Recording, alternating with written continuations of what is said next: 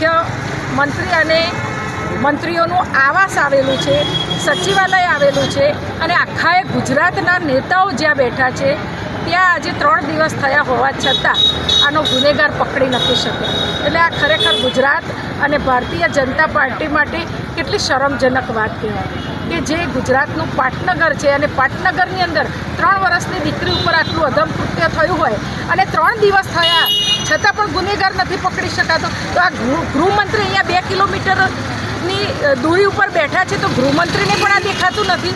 તો એ લોકો કઈ રીતે કહી શકે છે કે અમે ગુજરાતની અંદર મહિલાઓને સુરક્ષા પૂરી પાડીએ છીએ? સદંતર ગૃહ ખાતું નિષ્ફળ નીવડ્યું છે.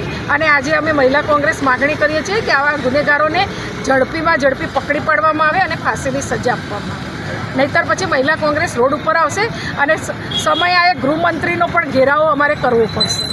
એટલે આ કોઈ નાની વાત નથી, આ ખૂબ ગંભીર ગુનો છે. છેલ્લા અઠવાડિયામાં 3 બાળકી ઉપર આ કૃત્ય કરવામાં આવ્યું છે ગુજરાતની અંદર. જો એક અઠવાડિયામાં 3 બાળકી ઉપર આવા અત્યાચાર થતા હોય, આવા કૃત્યો થતા હોય, તો ભારતીય જનતા પાર્ટીના ગૃહમંત્રીને શરમ આવવી જોઈએ અને ભારતીય જનતા પાર્ટીની મહિલાઓને શરમ આવવી જોઈએ કે જે મહિલાઓ મંત્રી પદ ઉપર બેઠી છે, નેતા બનીને બેઠી છે, પણ એમને આ દીકરીઓની લાગણી જરાય દેખાતી નથી. એમના ઘરમાં દીકરી નથી, એમના ઘરમાં બહેન નથી. શું એ લોકો આનું દર્દ નથી સમજી શકતા? પાર્ટી અને પક્ષ નહીં, પણ એક માનવતાની રીતે આવી દીકરીઓ પીખાઈ રહી હોય અને જો મહિલાઓ, ભારતીય જનતા પાર્ટીની મહિલાઓ પણ ચૂપ બેઠી હોય તો એ ખરેખર શરમની વાત છે.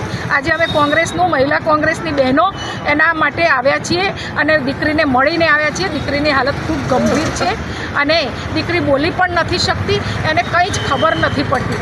એક 3 વર્ષના બચ્ચાને શું ખબર પડે? તો ખરેખર આ ખૂબ દુઃખની વાત છે અને ખૂબ જ શરમજનક વાત છે. જ્યાં સુધી આને ન્યાય નહીં મળે તો ગાંધીનગરમાં આને લઈ અને આંદોલન પણ કરવામાં આવશે અને ઘેરાવો પણ કરવામાં આવશે.